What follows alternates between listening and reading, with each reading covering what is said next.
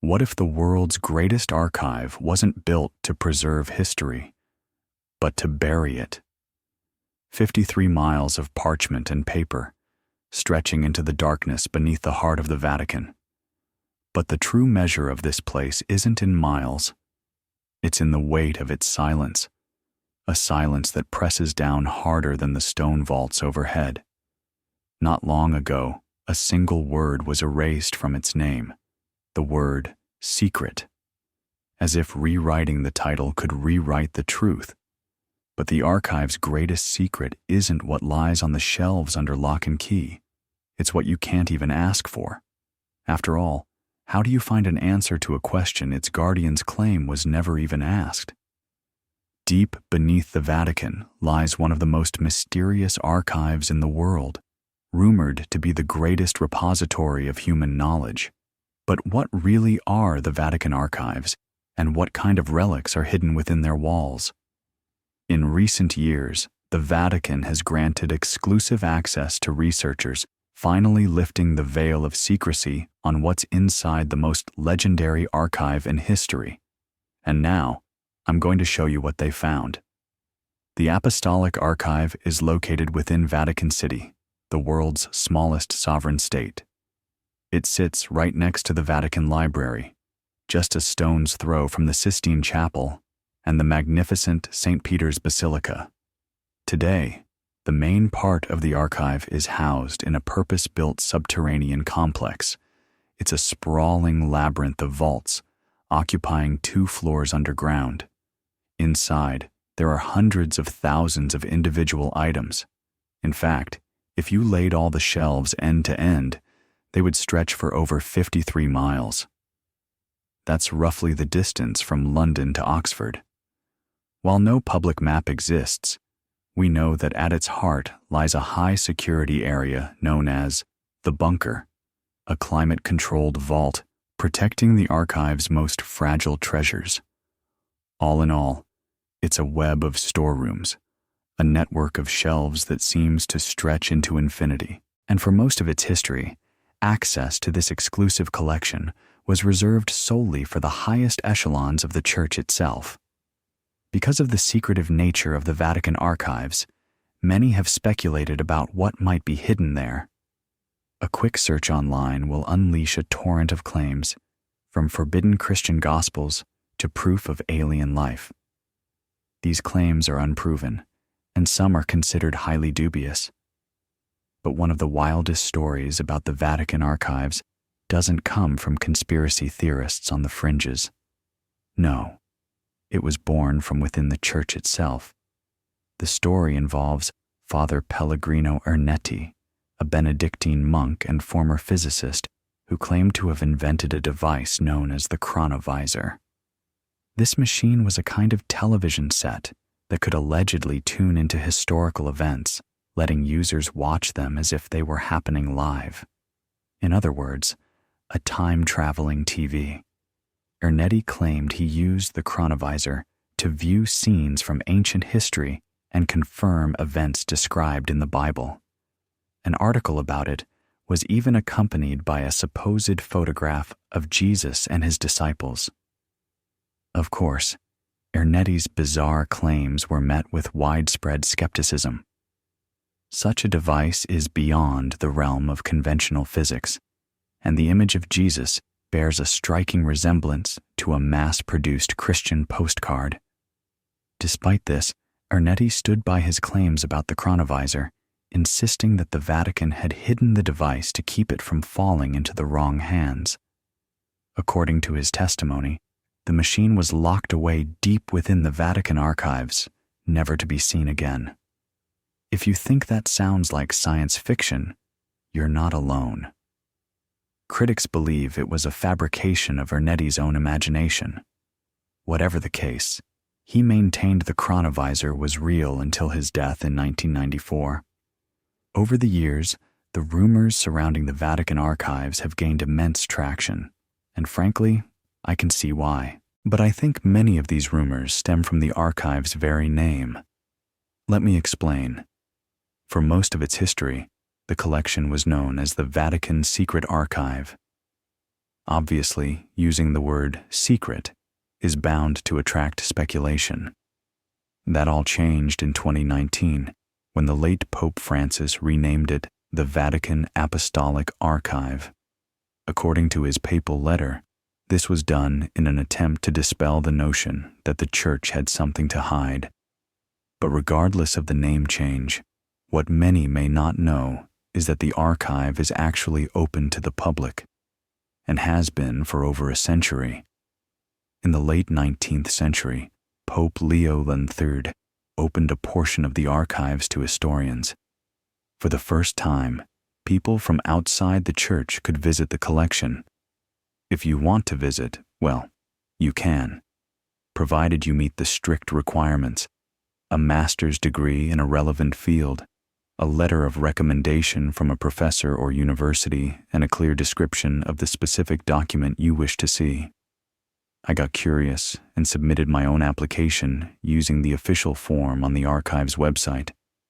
However, just 20 minutes later, my application was, sadly, rejected. The lucky few whose applications are approved and who pass the interview get temporary access to the Vatican archives. So, let's imagine we've made it inside. Congratulations. Now, where's that time machine? Well, the real answer might surprise you, and that's exactly what we're about to get into.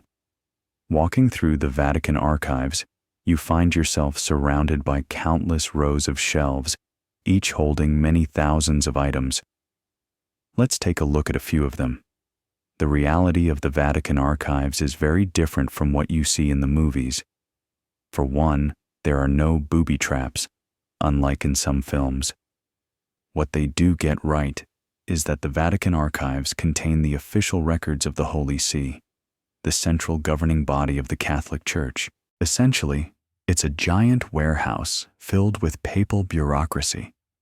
Broadly speaking, the contents of the archives fall into four main categories: papal bulls, the private correspondence of pontiffs, state papers, documents relating to the running of the Vatican, the proceedings of ecclesiastical councils and tribunals, and finally, a vast collection labeled simply miscellanea. While much of this might sound like ordinary paperwork, look a little closer, and you'll find secrets that have been kept for centuries. So, before me is a selection of items from the Vatican archives: the hidden fate of the Knights Templar. Our first item relates to one of the most powerful organizations of the medieval world, the Knights Templar. The Templars were a military order founded after the First Crusade, a series of Christian wars to reclaim the Holy Land. It was during these bloody years that the Knights Templar was formed. Initially, they aimed to protect Christian pilgrims, but over time, they grew into one of the most influential bodies in medieval Europe. But with great power came great enemies.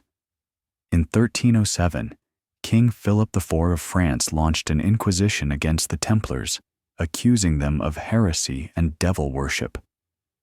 This was followed by the arrests of thousands of Templars, many of whom were tortured into making false confessions. Even their leader, Grand Master Jacques de Molay, was eventually burned at the stake in 1314. For centuries, the accepted story was that this inquisition was supported by the Church.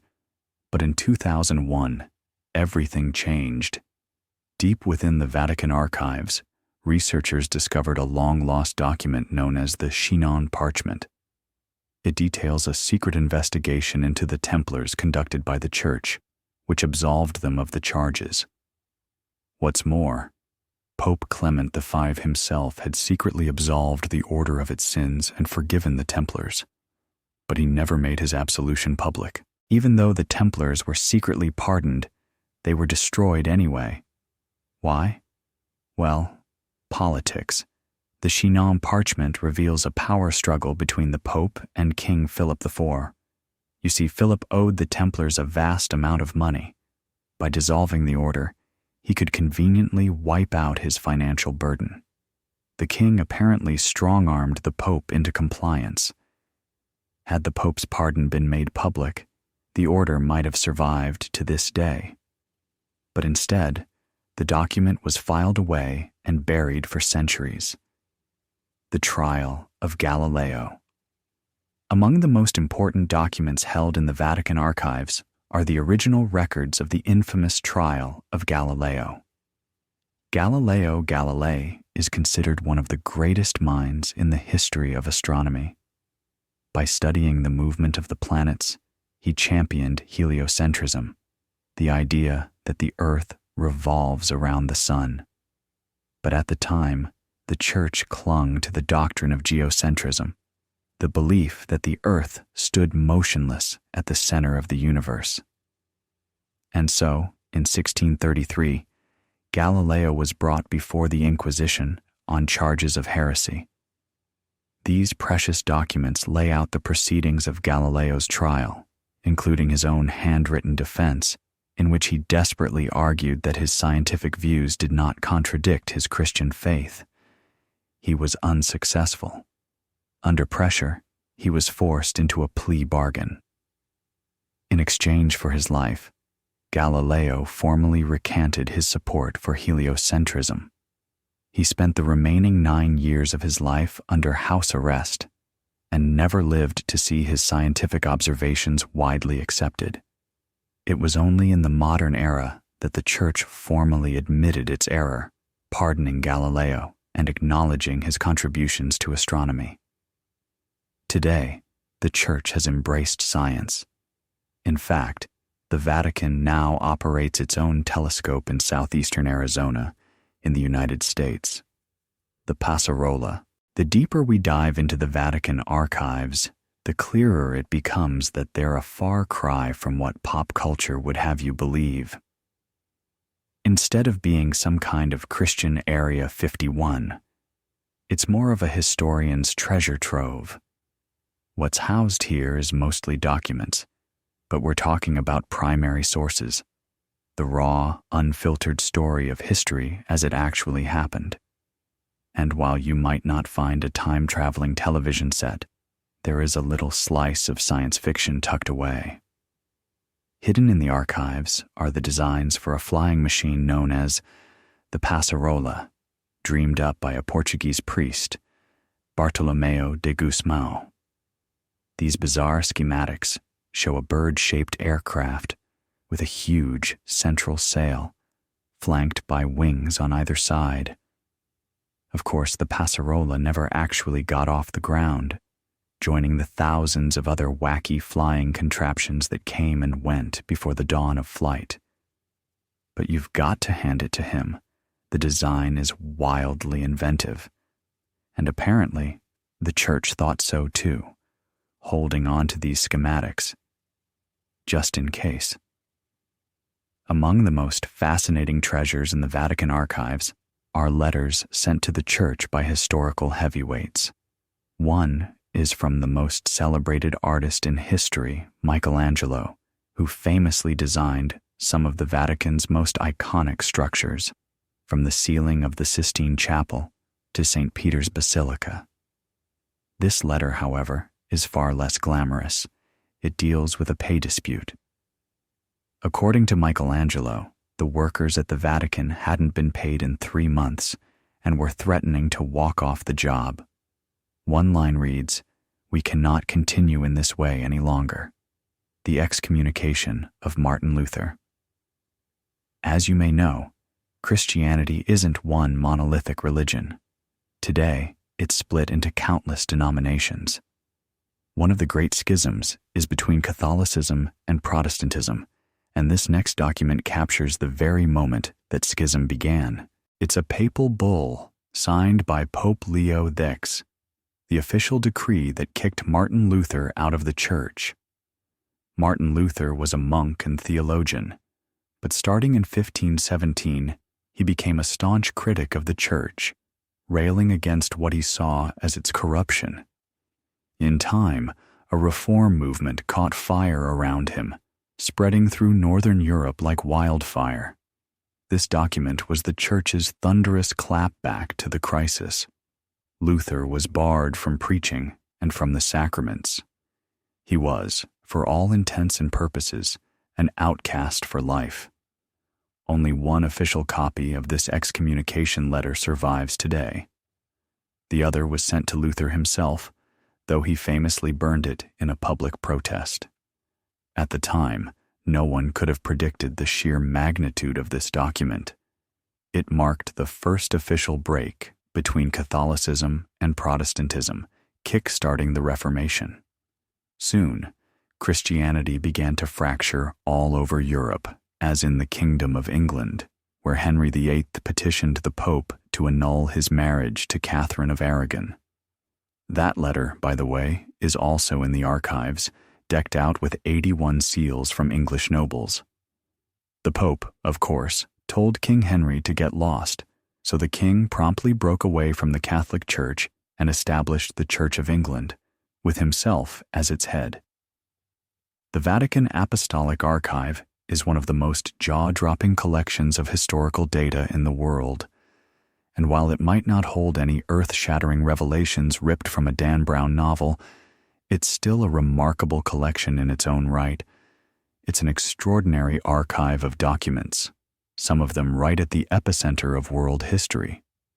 Contrary to what you might expect, the Vatican archives aren't completely sealed off. There has been a push for more transparency, and yet a sense of mystery still clings to the archives.